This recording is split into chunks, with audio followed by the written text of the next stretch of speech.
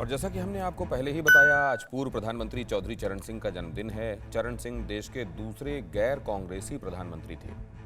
वर्ष 1979 में जब उन्होंने लाल किले में झंडा फहराया था, तब किसानों के बारे में क्या कहा था, आज आपको सुनना चाहिए। अपने देश के 50% से अधिक किसान जिनके पास केवल 1 हेक्टेयर जमीन है, 4 बीघे जमीन से कम है, इन सब की तरफ गवर्नमेंट का विशेष ध्यान होगा। अन्न के भंडार पड़े हैं, आप कहते होंगे, तो फिर देश के अंदर क्यों भूख? उसका कारण यह है कि उनके पास क्रय शक्ति नहीं, उनके पास परचेजिंग पावर नहीं। उसके लिए खेती की पैदावार बढ़ाने की तरफ विशेष ध्यान देने की आवश्यकता है। भ्रष्टाचार की कोई सीमा नहीं, और जिस देश में भ्रष्ट होंगे लोग, वो देश कभी, चाहे कोई लीडर आ जाए, कोई पार्टी बरसरे इख्तिदार हो जाए, कितने अच्छे प्रोग्राम क्यों ना हो, वो देश कभी तरक्की नहीं। पते की बात कही थी चौधरी चरण सिंह साहब ने, जब भ्रष्टाचार बेकाबू होगा तो देश तरक्की कैसे करेगा।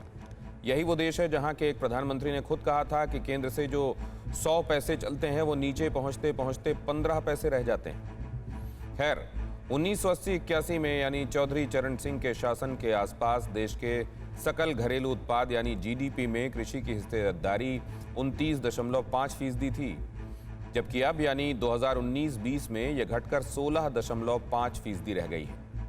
लेकिन उस जमाने में खाद्यान्न का कुल उत्पादन 130 मिलियन टन था, जो अब बढ़कर करीब 292 मिलियन टन हो गया है।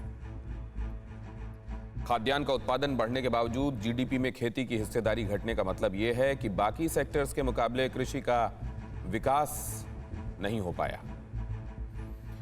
हम बात कर रहे हैं कृषि और विकास की, और मौका है किसान दिवस का। किसान दिवस यानी चौधरी चरण सिंह का जन्मदिन, जो कि 1979 में देश के प्रधानमंत्री थे। हम तुलना कर रहे हैं उस जमाने और आज के जमाने की।